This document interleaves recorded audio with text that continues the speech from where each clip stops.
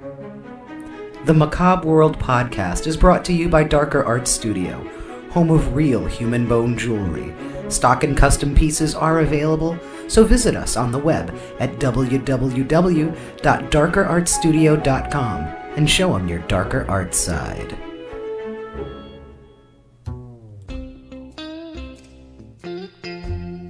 Macabre World, a podcast from Darker Art Studio, where we explore the dark, strange, and unusual from this world and beyond.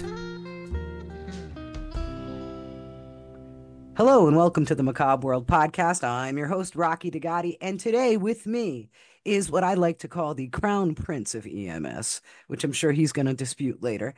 Yeah. We have author, paramedic, and all-around great guy, Kelly Grayson. Kelly, welcome. It is great to be here, Rocky. You want to be the court jester instead? Yeah, well, I have no filter, so there's no telling when something funny or probably R-rated or NC-17 is going to come out of my mouth. So fair warning. He said to a woman who used to work day to day in an EMS station. Yeah, well, that's how we are. Yeah, in EMS, we use the F word like a comma. It pretty much is, and so one of the reasons that I'm so excited to have you here is I did read your book. It was one of the first books I read on the subject. Cool. And well, you're the one that read it. That's awesome. I'm the one that read it. Yes. Kelly is an extremely prolific author and probably too humble to tell you, but he has, in addition to writing fantasy fiction, he is also the author of the Life, Death, and Everything in Between trilogy, which if you are familiar with the what I like to call the public safety arts, and you're going to be wanting to really understand what day-to-day life can be like.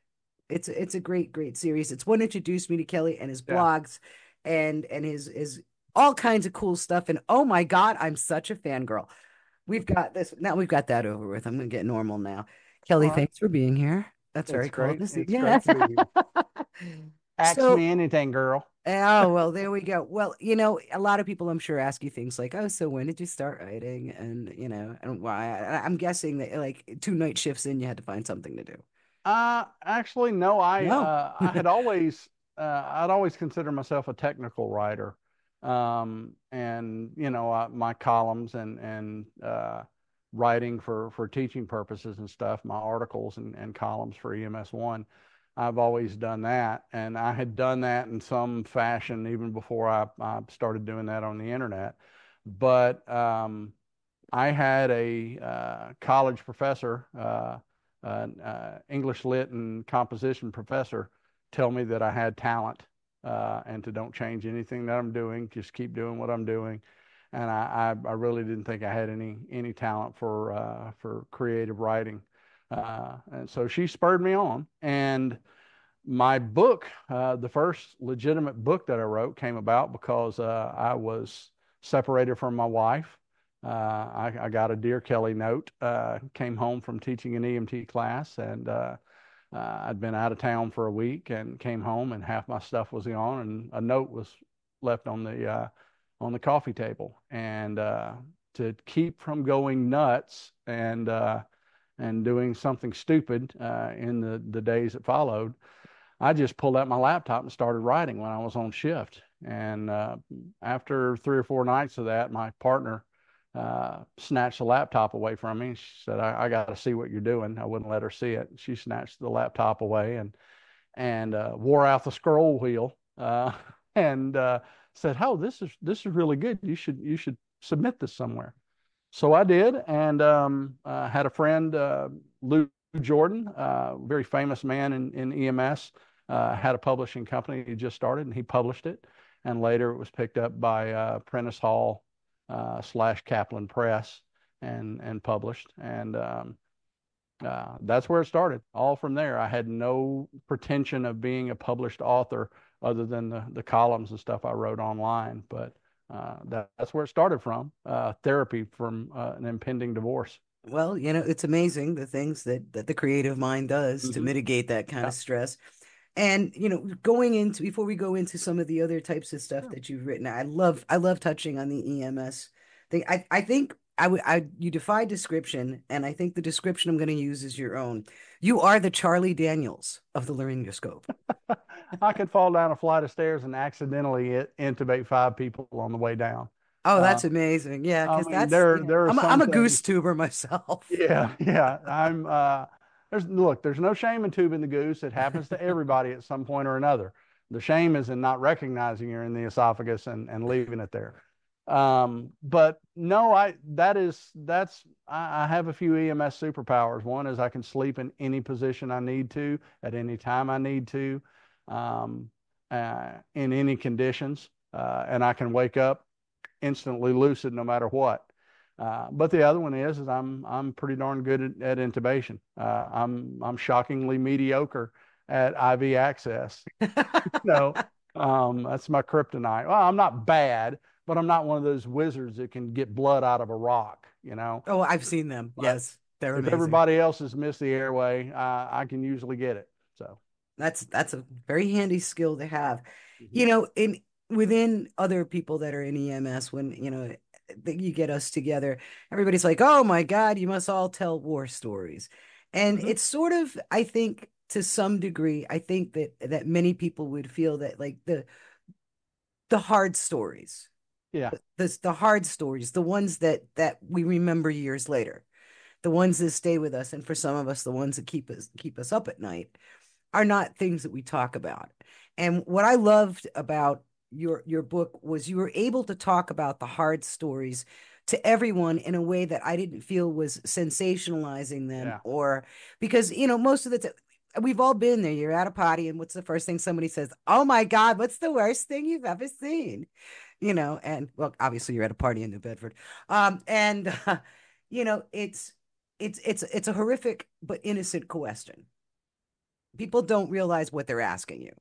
They don't yeah, yeah, realize the scope in which what you've seen, if you've worked, whether you work urban yeah, EMS, whether you work in rural EMS, which has its own crazy challenges as far as patient stabilization. yeah, But yeah, it's a difficult thing, and I think for a lot of people who have a natural morbid curiosity, this whole show is about morbid curiosity. So I'm not saying that's a bad thing, but I really appreciated how you put the book together, the way you told the stories.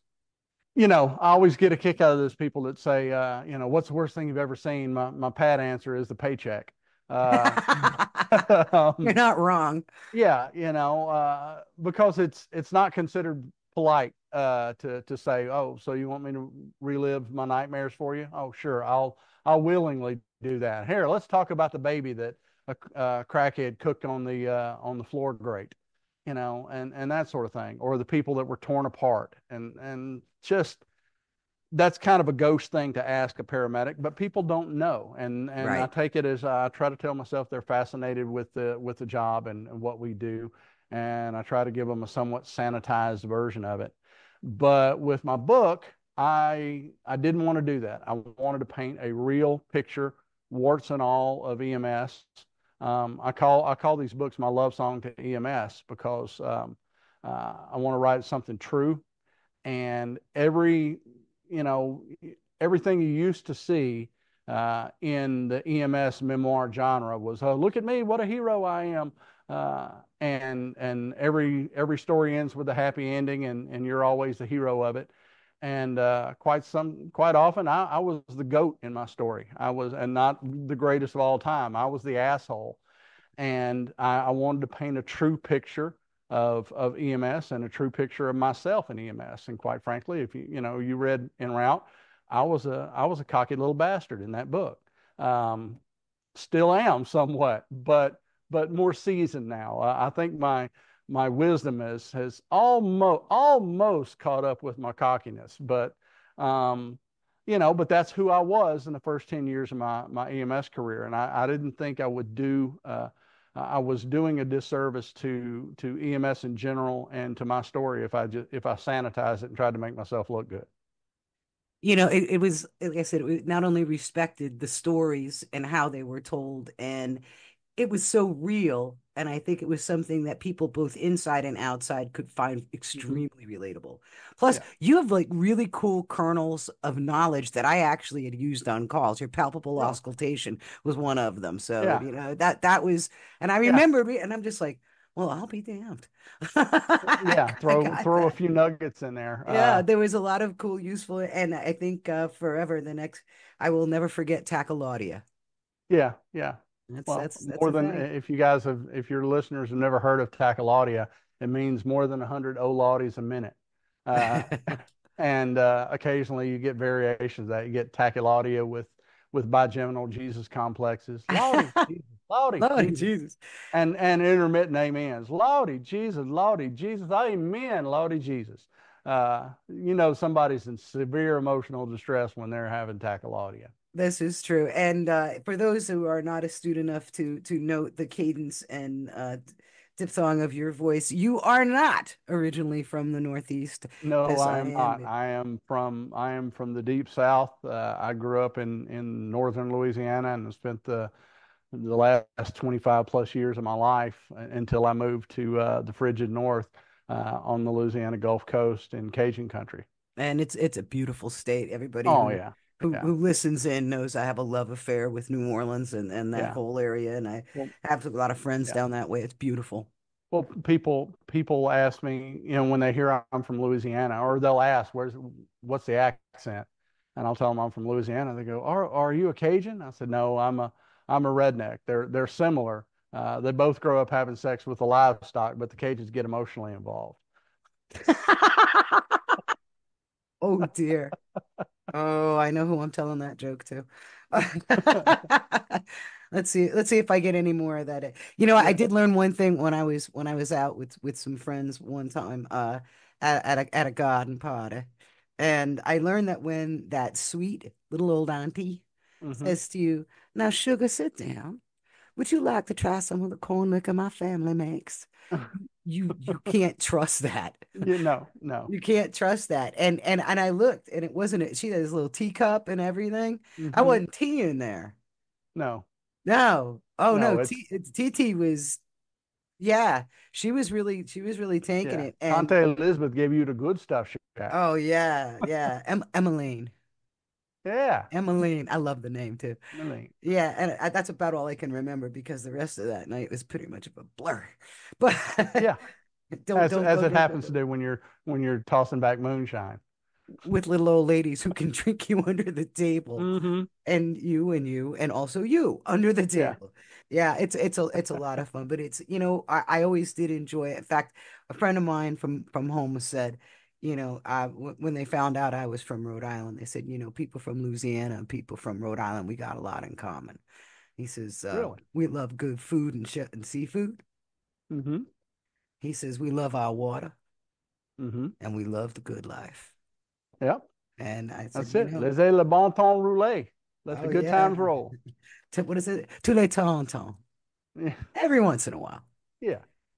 So we have this incredible body of work that includes not only your memoirs but also texts, blogs, Hmm. and you've been an EMS educator of renown for great some time. You Yeah. speak at conferences and everything. Hmm.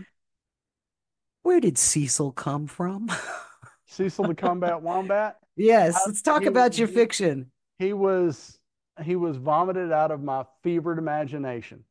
A good friend of mine, Larry Correa, is a very, very popular, well-known author for his Monster Hunter series and Son of the Black Sword, uh, and Larry's a bit whimsical too, and he's got a book that one of the characters or a name mentioned in the book is Wendell the Manatee, and that has become something of a mascot and a catchphrase among Larry's fans. They all love Wendell the Manatee, and they'll have little Hawaiian shirts with manatees and plush manatees and this and that. And I thought one day, I said, you know what? Wendell needs a partner. He needs a comrade in arms. So I came up with Cecil the Combat Wombat. And maybe it was subliminally. There's a motorcycle called the Combat Wombat, There is. And maybe I'd heard that before. I don't know. I didn't explicitly name it after that, but I just a friend of mine, Ian McMurtry, who blogs as Law Dog on the internet, um, is writing a series. He's creating a universe of uplifted animals. These are genetically engineered sentient mammals that have their own voices, personalities, trials, and tribulations. And I wanted to play in that world, so I created a genetically engineered sentient wombat who serves in the Australian Armed Forces in the near future, a couple hundred years in the future. And Cecil's Cecil's exploits and those of his comrades in arms are never cease to make me giggle. Uh, He's a pretty serious badass, this yeah, Cecil. he is, and his subordinate now I think he's up to first lieutenant. He started out as a corporal, uh, Corporal Ian McMurtry, and that was his character was a loving ode to the E4 mafia in the military. Any military member knows about the E4 mafia. It's the corporals who run things behind the show. That they've got an extensive network, and they have a little bit of power and not a whole lot of restraint. So they get into shenanigans quite often.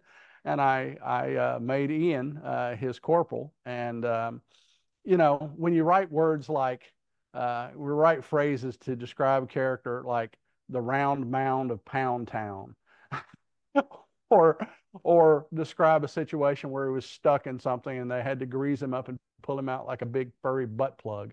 I just can't help but giggle. That's the 12-year-old in me who just loves that sort of thing. So By the way, those are the calls people ask me about the most. yeah, that's right. That's right. I always try to tell people, when those things happen, they try to involve the least amount of people. They try to get themselves to the hospital Yeah, if they can, yeah, because that's like one less audience. One less that's layer they right. have to That's tell right. the story yet again and Yeah. explain what happened. But one of the things I noticed about Cecil, I mean, there's some pretty impressive badassery going on there. But Cecil's a conflicted character. He's got a lot of dimension. It sounds whimsical, but I checked it out. I mean, I looked at the dialogue. I looked at what Cecil talks about. Hmm. It's not all whimsy. He No. he is he is a very dimensional character. Yeah. Yep, he's a badass with PTSD and he's got leadership thrust upon him, um, and he's not sure he's ready for it, and he's the type of leader that his subordinates naturally follow because they respect someone that is strong but also cares about their welfare. And Cecil is kind of tortured by some of the things that he sees, and probably the biggest compliment I get, or the one that I treasure the most, is people read the combat scenes and the banter between the uplifted soldiers. And I have wombats, platypuses, or is it platypi? I can't remember. And mongooses. Of course, the Mongeese? sentient ones they like. That's right. If you're sentient, you get to call yourself whatever the F you want to, and they prefer to be called mongoose. Um, and these guys they're badasses and they're warriors. And when I read reviews that say this guy is obviously been to Australia or is Australian, I was like, oh, score, you know. Or they say, he writes combat well. You can tell he served in the military. No, I haven't, but I've got great sources and a good imagination. And when I see stuff like that, and they say, people go, you know, it's a great military sci-fi drama that has a wombat as its protagonist. But it's first and foremost military sci-fi, and I like that. I take praise like that and I put it on my "I love me" wall. There you go. Yeah. Well, that's a pretty heavy genre. Have you always been a reader of that genre? Do you have a lot of favorite authors from that genre? To a certain extent. To a certain extent, I like military fiction, not so much military sci-fi. I'm not the type of person that does hard sci-fi. I will do military sci-fi and mecha warriors and futuristic weapons and stuff, but space opera and and time travel and interstellar travel and stuff like that. I'm just not well versed enough in it. I'm not geeky enough to really delve into it and do it well, so I stay away from that.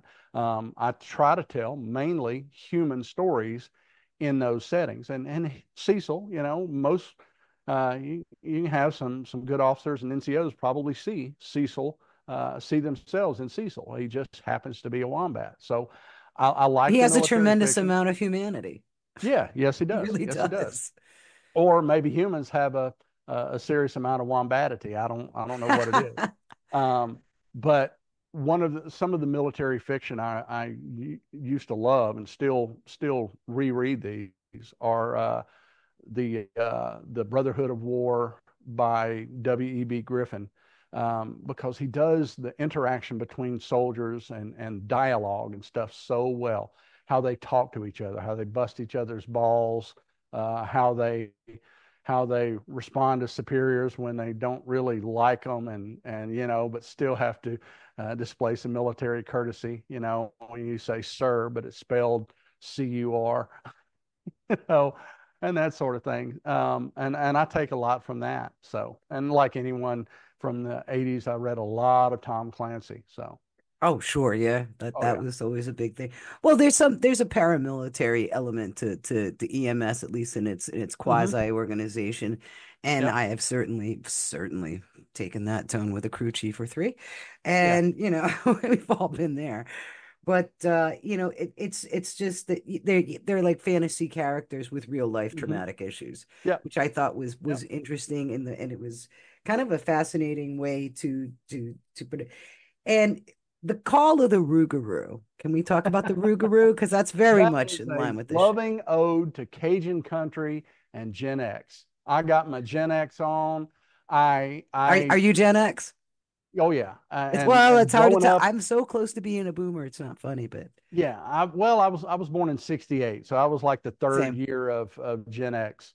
Um, but same. growing up in the '80s in the South, trailer parks and Cajun culture, oh, I couldn't help but do it. I wanted to write a monster story.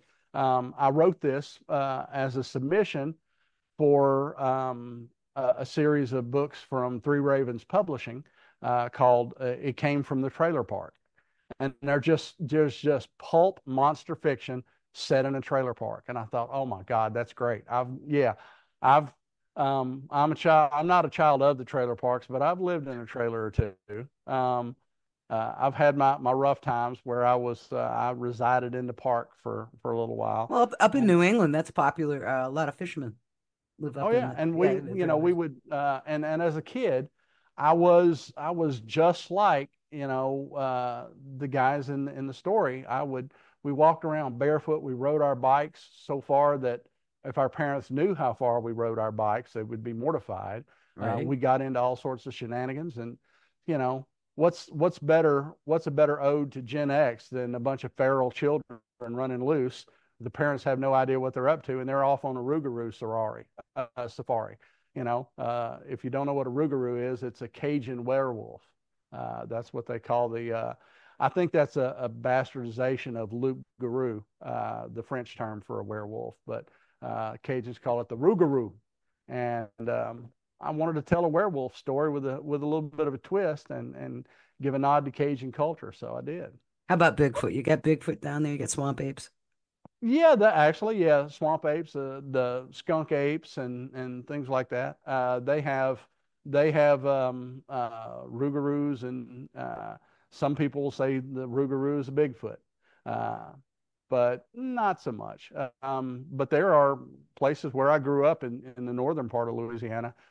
There are legendary swamp creatures. There's the creature of Boggy Creek in southern Arkansas, and there's a legend of a Bigfoot Sasquatch type critter in Oil City, Louisiana, and people have been telling those stories for years, and I'd heard them all as a kid. So And I'm assuming you grew up like running around in the woods and then the swamps, and hmm, when you like you said we all played outside. People, we didn't yeah, have yes, phones. yes. The phone Came was home when actually the street attached to the lights came wall. on, or if it got too dark to ride your bike. Yeah, you know, and Yeah. and actually I think the adults were relieved when they didn't know where we were. That Mm-hmm. was like they got a break. Yeah. You know, they would literally kick us out in the morning. Mm-hmm. You could show up for lunch and then, you know, you had to be home when the streetlights came on. But Yep. everything in between was highly unsupervised. I would get out of school. I would get home. This is before I could drive, so I would get home on the school bus, and I would change into some rough clothes, and I would grab my shotgun or my rifle and stuff my shells full of pockets, and I would go walking and shoot what I saw, and I might walk 10 miles, you know, uh, This, and I did that every day. Now going up the stairs is the pain in the ass. yeah, I think you're being modest. You've been getting healthy. Yes, I I've have, but noticed. Good for you. We're glad to yeah. hear that myself as well. And but you know, it's kind of funny.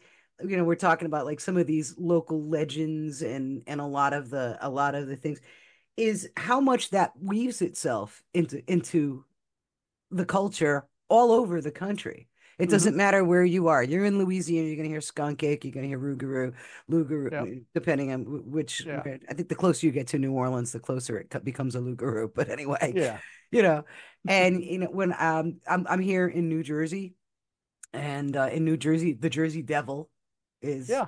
Oh yeah. you know, of course, I have lived and spent time out in the Pac Northwest, and they're gonna Hmm. tell you all about their Yetis, and everybody's got something, Yeah, and I yeah. think even All Lake there's Champlain cryptids has a are monster now. yeah, yeah. Cryptids are fun, and I talked over your question. What did you ask right there? I was, you know, everybody's got a little something. Now, have you ever seen something? Yes, yes. Tell us. I don't know what it was, but Okay. it could have been a black bear. But yeah, I've seen some weird stuff. Uh, Hunting one time and saw and at the time you got to picture black bears are much more plentiful in Louisiana than they were when I was a little kid. It was a sighting, if you saw a That's bear rare. when I was a kid. But I saw something that moved so fast and so silently that it had to have been a bear. My rational mind tells you that it had to have been a bear. But when you're 11 years old, 11-year-old Kelly still believes in the Rougarou or the Bigfoot or whatever cryptid it was. No, no, And that's so weird though. I mean, think about it. Mhm. They go down into like parts of the ocean now that technology, has Mhm. offered us that we can dive miles and miles. And they see stuff that nobody's ever seen Yeah, before, just because we either missed it or it's hiding. yeah. Is it impossible to think that there are I don't creatures think we so. either missed or they're No, hiding? no. I don't think that there are. Yeah, I can believe, and I do believe in cryptids. I don't believe in some of the people who believe in cryptids because some of them are, well, they're very nice folks, very earnest, very sincere, very nice Here's something folks. I learned down your way. Bless their hearts. Yeah, bless their hearts. But you're just Bless like, their hey, hearts. hey, yeah, great theory. Yeah, sorry, gotta go. But uh, but yeah, I think there are cryptids. I mean, we thought that the coelacanth was a extinct fish for millions and millions of years, and they've probably caught 30 or 40 of them in South America since the 50s. Um, I was reading today that they are this close to being able to clone the Tasmanian tiger and bring the Tasmanian tiger back. They've got his gene sequencing down to 99%, and they're just filling in a few gaps, and then they'll find some marsupial embryo, and boom, we have Tasmanian tigers brought back from the dead. So yeah, I think that Jurassic I think Park the could cryptids happen. exist, huh? Jurassic Park's gonna happen. Yeah, yeah. It I really. think that it's that wasn't the stuff that he talks about and Crichton writes about in Jurassic Park is not it's not implausible at all. The more AI becomes prevalent, Mm-hmm. and the Mm-hmm. more they see these. Well, the thing that worries me about AI, and actually I feel this both creatively and professionally. I work in healthcare IT now for my Yeah. real job.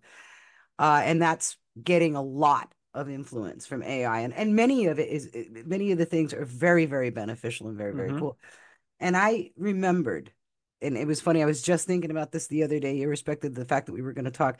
I remembered one of the things I was taught very early in my EMS career was when they first started making the pocket like pulse ox. Mm-hmm. Those were just Yeah. brand new and Yeah. very expensive. And some guy's got one, and he's putting a pulse ox on the finger and thinking of it. And I, had somebody using accessory muscles to breathe, Mm-hmm. and was visibly laboring to breathe, and the they were treating it, and they were like, no, it's pulse ox is 99. They treat the machine, you have to treat the Yeah. patient. Yeah. And I wonder, the more this AI stuff gets into various areas, everybody will be an artist, everybody will be a doctor, everybody will be anything they want because I AI makes them that way, and they're taking yeah. something out of it that I think is important.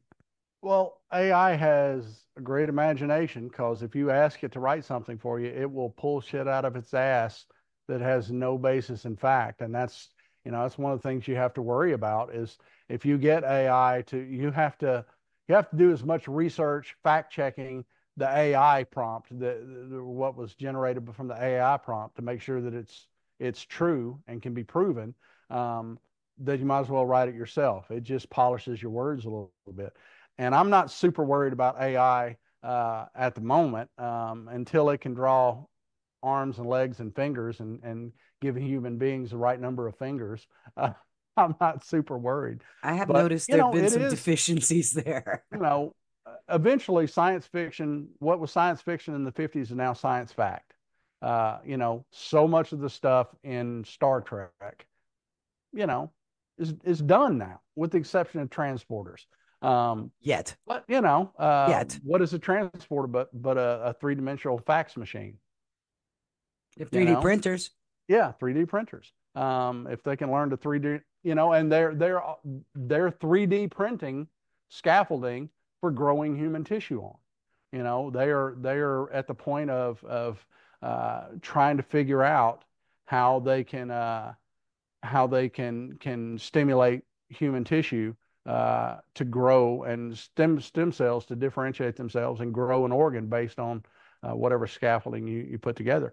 One of my huge. friends, Robert Hampson, is he's a sci-fi author and a medical researcher, and he says he's written for years about how to put a thingy in the brainy, like brain implants, and now his current research is how to put a brainy in the thingy, how to take uh, stem cells and differentiate them, get them to differentiate themselves into functioning neurons, and generate brain tissue and nervous tissue.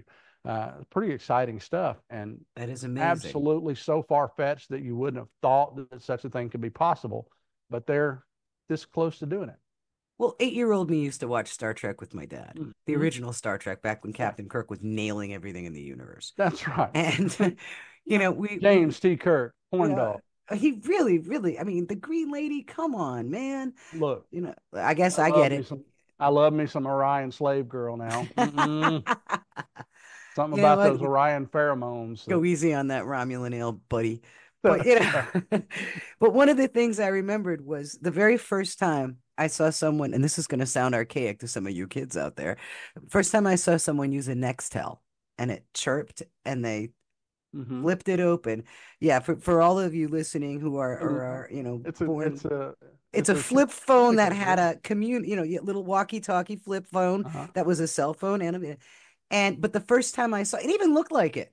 Yeah. It was even. And I also in '07 had laser surgery on my eyes. And when you get into a laser suite and you see the machinery in it, and Mm-hmm. all I could think of was this is all stuff that when I was a kid seemed so fantastic. And now Yep. it became every day, and we've actually surpassed the whole Nextel Yeah. thing.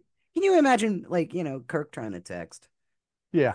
You Yeah. know, Well, I had a friend back in the day who was a huge Star Trek fan, and he carried a tricorder on the ambulance. It's a gag. It made a noise, but it didn't do anything. and he'd wave it over someone and hold it against their skin and make up something or tell them what was wrong with them. But he got that information through a physical assessment, but they thought it was using a tricorder. But that's not so far fetched now, No, point of care ultrasound. You've got a peripheral for $2,000 that you can hook to your iPhone and do an ultrasound on someone, and see things. And we got amplified stethoscopes. We got point of care ultrasound. We got point of care labs. All these things that we can do. Yeah, it's not uncommon, or it's not far fetched at all to think that the world will be radically different right. 50 years from You can now. turn It's certainly a phone into a radically different than it glucometer was when now. I was a kid. Oh yeah. Remember people who used to glucometers when we were kids? It was like a whole ritual. Hmm. Yeah. I And remember taking blood and putting it on a reagent stick and having to compare colors. Okay, that's in the 40 to 60 range. His sugar must be low. Or, right. well, he acts like he's hypoglycemic. We don't know what his blood sugar is, but can't hurt if you give him some. Yeah. And now we have not only do we have glucometers, but we have wearable glucometers and wearable insulin pumps. Basically, humanity has created an artificial pancreas. So, It's amazing. yeah, Now, have you always been a med head? not really. Actually, I No. wanted to be a cop when I was little. I so wanted to be a cop. Um, and when I went to school and became an EMT, I had been a professional retriever trainer. My brother owned a fairly successful training kennels, and he was burned out and wanted nothing more to do with it. So I took it over, and I was 15 years old. Wow. I took it over and did that for about 10 years. But I was getting burnt out on dog training, and the economy had kind of shifted, and many of my wealthy clients were not so wealthy anymore. And I said, okay, I've got to go back to school. And my mother was a licensed practical nurse at the time. She said, why don't you go take the nursing program at the community college? So I went to the community college and signed up for the nursing program, and they told me there was an 18-month wait to get in. Um, and as I was ready to trudge away disappointed, they said, oh, but there's this class that a lot of people like to take while they're waiting for nursing schools called emergency medical technician. Would you like to take that? Sure. What the hell? Give it a whirl. About 3 weeks into EMT class, I decided this is what I want to do. So I've been doing that ever since for How long 30. did you? I'm always asking people this. How long did you ride BLS before you went ALS? I I became a paramedic 1 year to the day after I became an EMT. That's in counting school. I became an EMT in March 19th of 1993 and became a paramedic March 19th of 1994. I was Wow. working for a little mom and pop ambulance service, and I had about 5 months experience as an EMT in a rural ambulance service when I enrolled in an accelerated paramedic program. So 13, 15 weeks and we were done. Boom. And the rest is history. Yeah. Yeah. Do you still So ride? yes. Oh yeah. I work in ambulance now. Oh, Yeah. fantastic. Yeah, I'm getting that age where you get up in and out of the rig, you just kind of just grit your teeth and hide the pain. You're ALS, you're not lifting anything. Yeah, ALS ain't lifting shit. Ain't lifting shit. Um, Beats uh, easy money sleeping. well, hey, power stretchers make up for a whole lot. You want to tell that to Uh, four herniated discs in my spine? well, I've preached this for years, folks. Don't lift with your back, lift with your firefighters, and that's the best way to preserve your back in EMS. Don't just use your firefighters. They're young and fit and want to help. Go ahead. Uh, so They yeah, are I do good. that, and I haven't. I have been burned out before on the people I worked for and the people I worked with. Uh, but I'll never be burnt out on the people I work on. Even the so-called systems abusers. It's, eh, you know, everything's different. Everything's, every day is an opportunity to have a new experience. And I think one of the things that at least for me was it was a privilege to be there when people needed me the most. Mm-hmm. That is the true honor of the profession. That in people's worst moments, they will dial 911. and they will expect the people who arrive to know how to handle it, and they will tell you things that they won't tell their priest, True. and expect you to make it better somehow. Um, And it's very and true. people don't grasp how huge and weighty an honor that is that you're, because you showed up in that ambulance and you have that patch on your shoulder, people expect you to know what to do. And Very true. some of us don't. Uh, but that challenge keeps me coming back every day. Yeah. Got the sirens going by because the windows are open. Yeah. It's very true, and it is like I said, I loved people, folks. You got to read Kelly's books. You got to check out the Life, Death, and Everything in Between trilogy. And if you really want, I think, an insight into the soul, I think Cecil the Combat Wombat's Yeah. got to be something. Yeah. So what's next? What's going on next for you? I had to take a brief hiatus from writing. I'm about to jump back on it. Bit of a career change, going from teaching at a university back, being a clinical educator and a critical care paramedic on the ambulance again. And, that transition, I had to put my writing on the back shelf, but I'm back on it. I'm writing the next short story is called The Nosferatu Interrogative. It's a vampire story about a vampire who wants to get revenge on the English teacher that tortured him in high school. And um, what I typically do with my short stories is I try to write one short story a month, and at the end of the year, I put them in a bound volume or a Kindle and omnibus version in Kindle, and give all my fans, people, subscribers, a chance to get it for cost. And the series is called Short Attention Span Theater. The first 2023's collection was called Random Synapses, and 2024 is probably going to be called Mind Vomit. Uh, and I get that though. in that, I'm working on Azazel, which is the second volume in my Some Dude Chronicles. And if you've worked in EMS, you know who Some Dude is. He's an evil bastard intent on wrecking the world, and he must be stopped. So I'm writing Azazel. The first book in that series was Kindred, wrote from the good guy's perspective, and Azazel, I get to unleash my id and be a bad guy in writing that, and hopefully get people to have some sympathy for the devil, because he didn't start out evil.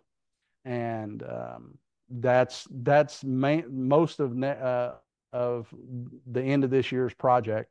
And 2025, I will release the third volume in the Life, Death, and Everything in Between trilogy. It'll be called End of Tour, and that will be the last 10 years of my. I'll probably have more stories for another one after that, but I'm going to kind of tie a bow on my career with End of Tour, and That's shift going to my be hard, focus isn't more it? toward. Yes, it is. Yes, it is. And I'm going to start doing. I'm working on a anthology of the essays and stuff from my blog and from my ambulance driver files, or the ambulance driver's perspective column on EMS One. Uh, Several volumes of that, of collected stories and essays from that. I'm going to call it Right Seat Wisdom. Um, just, I'll do some leadership stuff, I'll do some clinical stuff, and I'll do some happy fun stories, kind of chicken soup for the paramedic soul. Only I'm not doing that because it's copyrighted. And let's face it, some of that shit's funny. Yeah, yeah, some of it There's is. some And some shit's real funny. yeah, So if so folks need to keep up with you, they can go to Grayson, and that's GraysonEMS at Facebook, Grayson EMS at mhm. Facebook, Kelly Grayson author on the Yep, Instagram, yep, Ambo Driver on Twitter or X or whatever the cool kids are calling it yeah, these. whatever. And folks can look you up on Amazon. Your author page is under Stephen Kelly Grayson. Stephen Kelly Grayson. And there's uh, there's more to come. Yeah, more to come. I will probably have the Nosferatu interrogative released on Kindle within the next 3 weeks or so, and get back in the grind. I've got another Cecil the Combat Wombat story in the pipeline. The plan is I will write the next Cecil the Combat Wombat short, and then I will combine all of those and fill in the gaps between, flesh it out into a book of Cecil the Combat Wombat. Cecil the And prequel? have one, huh? Cecil the prequel? Yeah, no, I mean I've done prequels. There was Wombat Prime is kind of a prequel, Love it. and the next story is going to be wrapping up the Aboriginal War in future Australia, and I'm also going to write another story or two stories in the Scattered, Smothered, and Spellbound series, a loving ode to rednecks and Waffle House. Which would be So, the Battle at Waffle House. yeah, the Battle of Waffle House 814, the Siege of Waffle House 12, 13, Where or is something. Waffle House 1213? Do we know? I just pulled the numbers out of You my just record. did? Oh, I I was just made because it up, and they I had to change the spelling of Waffle House but the whole premise of Scattered, Smothered, and Spellbound, those books is if you've ever been a Waffle House at 3 o'clock in the morning, you see some really interesting specimens of humanity in there. In fact, the reason they are interesting specimens is because they're not really human. Now They're that not makes really all the human. sense in the world now. That is right. They're not human at all. They are supernatural creatures, but even supernatural creatures love them some hash browns and coffee. They have to eat. They are So really good pancakes. They that's really, right. yeah. Every Waffle House in the country is blessed by fairy glamour, so that if you're on Waffle House property as a supernatural creature, you appear human. And Wow. because they have all these opposing factions, you've got your orcs and your hobbits and your luskas and elves and dwarves and vampires and wendigos. It's just a little bit of everything. All these supernatural creatures together, they don't always get along. So Waffle House needs its own uh, internal supernatural police, and they call themselves Whisk, the Waffle House Internal Supernatural Security Corps. And most of these Wow. guys are talented, or have some supernatural talents of themselves, and they keep the peace at Waffle House. So I had fun writing those. It That was, sounds like a blast. yeah, Actually, that's yeah, that was on next. I did get a chance to read some, hmm but that way I hadn't gotten into that. I think that's where I'm going next. yeah, And I definitely think folks, again, you can check out his books at Amazon. His author page is under Stephen Kelly Grayson. You can find him at Kelly Grayson Author on Instagram and Grayson EMS on Facebook. And if anybody is out there still tweeting, what are we hmm doing? Xing. It's at Ambo Driver, and your blog on EMS one was yeah, both educational and inspirational. It had humor on some days where I yeah, failed to find it, yeah. and Well, thank you. I I'm, thank you I'm, for that. I'm glad. And thank you for telling me that, because that's what writers write for. Don't tell EMS one that. Royalty checks keep coming, but Right, right, but right. that's what writers write for. That's what we do it for. But Well, thank you for having me. and thank you so much for being here. And to all you folks, get out there, be good to your public safety personnel. They're trying to do their best for you. Right. Get out there and read Kelly's books, learn a little bit about combat wombats, and as always, stay kooky out there. Awesome. Thank you for listening to Macabre World. You can find us on the web at www.darkerartsstudio.com.